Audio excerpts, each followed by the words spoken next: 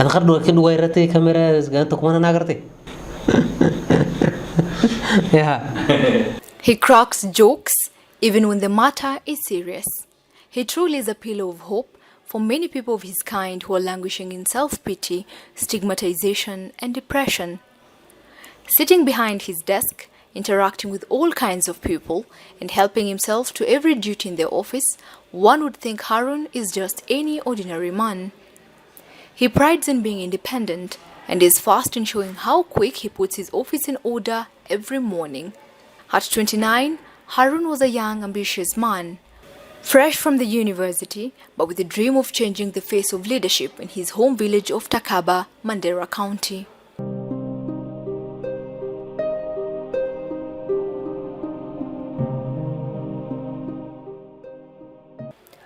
Just one moment in time can have far-reaching ramifications on the life of an individual. This is what happened to Harun. One moment he was busy pursuing his life dreams and aspirations, but in a split second, his life changed dramatically when he was involved in a road crash that sent him reeling with suicidal thoughts.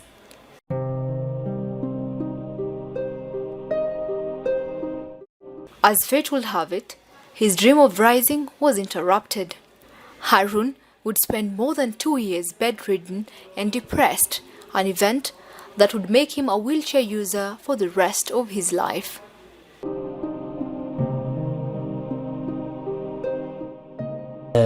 Exactly 10 years ago, I was involved in a horrific road accident that almost took my life. Fortunately, my life was spared, but my mobility was taken away. For almost a year, I spent in hospital bed, staring or looking at the hospital ceiling, and another one long year confined in a bed in our rural home in Kutulu, Mandera County. I was just listening mostly to the cracking sound of corrugated iron sheet and the sweltering heat of Mandera sun. Doctors told me I will never walk again. Recovery and adjusting to a wheelchair lifestyle was one of the most frustrating things in my life. Unlike other people who are born with disability, Harun has been living with disability for 10 years now. As a child, he was playful in character and academically slow. He fell victim of bullies who teased him for being stupid. However, he eventually caught up, outperformed them, and became an inspirational figure. To his bullies' surprise, his credentials and career path is commendable. He went to Kenyatta University and pursued bachelor's in environmental studies, planning and management, and later did masters of arts in public administration. Harun's traumatic accident was a very deep struggle, which he was capable of getting out through a great support system. Gladly, my family members and a couple of my friends, they were there for me. They stood by me. They lent me their shoulders to cry on. They whispered into my ears, even though I have given up in life. They reminded me, Harun, don't give up. Don't just give up. Your life is spared for a reason. Later, he slowly emerged to overcome his trauma and became a major advocate for the inclusion of rights of persons with disability in Kenya. A once helpless suicidal man, now at the helm of leadership for a special group of people in the marginalized Kenya's nomadic community, where the disabled cite exclusion as their limited mobility prevents their participation in traditional life and families consider them bad omen. Later on in life, I become very active on disability movement, both in our community, like in northern Kenya, in Kenya and around the world. My wheelchair lifestyle introduced me into something new altogether. I took disability as both a profession and a career, and understanding disability in totality and what it is all about. I go through some level of discrimination for not freely participating in the society.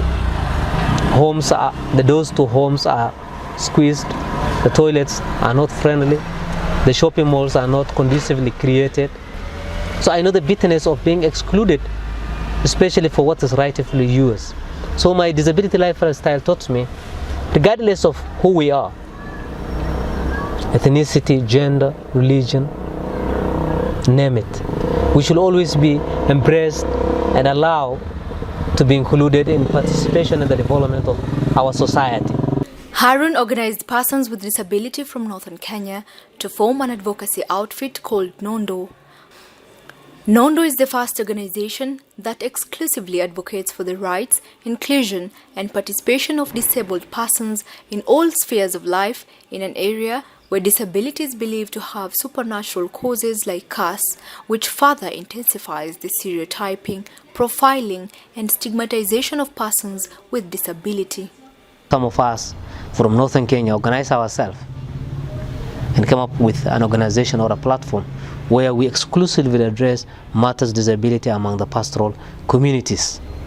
Nondo, established in 2011, is known for its key brand, Desert Wheel Race, an annual event that is currently the biggest disability sporting derby in Kenya since the year 2012, whose focus is to highlight matters disability in its all forms in nomadic lifestyle. The Desert Wheel Race is hosted here in Cielo for the last 3 years. For the last 2 years, we have been advocating through this race of how to mainstream disability into peace initiative.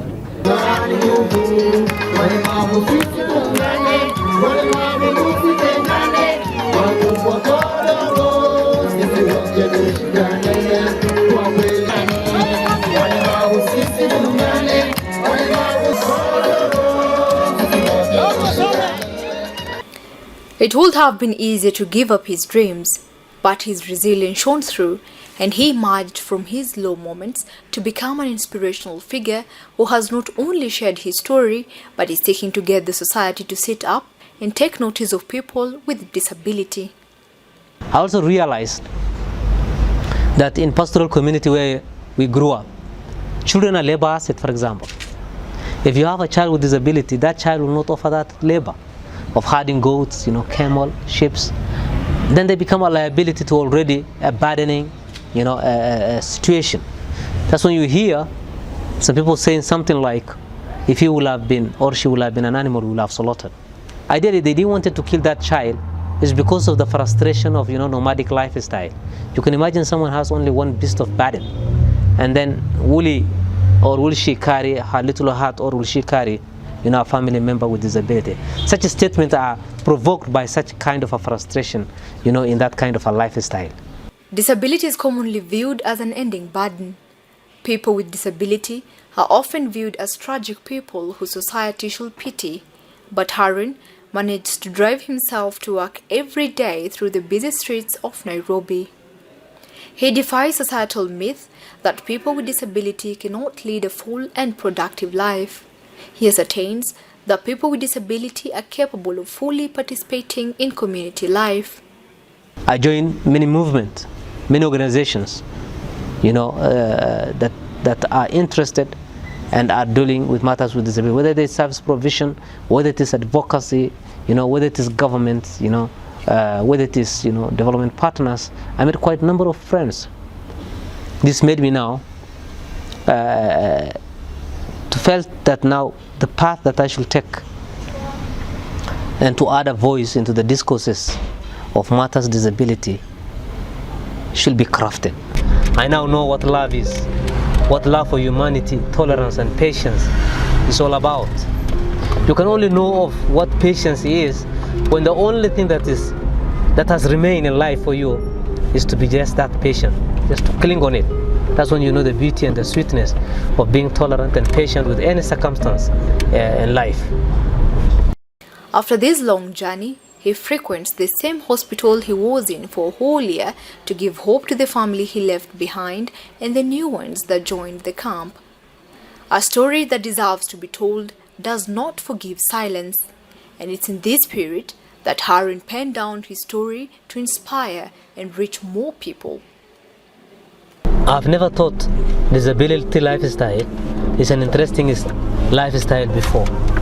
Just like any other ordinary life, it has its own ups and downs. And it's also full of fun. You go places, you meet interesting people. People with a disability typically do not view themselves as confined to their wheelchair. In the same way, a person without disability is not defined as confined to their car. A wheelchair, like an automobile, is a form of mobility that contributes to a person's independence. Today, Harun is an advocate who rides his wheelchair with pride. Your wheelchair is just part of the extension of your body. In fact, my wheelchair, I do say, is my pride and it is my identity. It has taken me places and it is taking me far. But the most important thing, it made me to be a better person than I was before. And life generally is how you take. If you take it difficult, hard, it is. If you say it is not, it is not. It's all we say, as they say, everything is just in our mind, how we perceive it.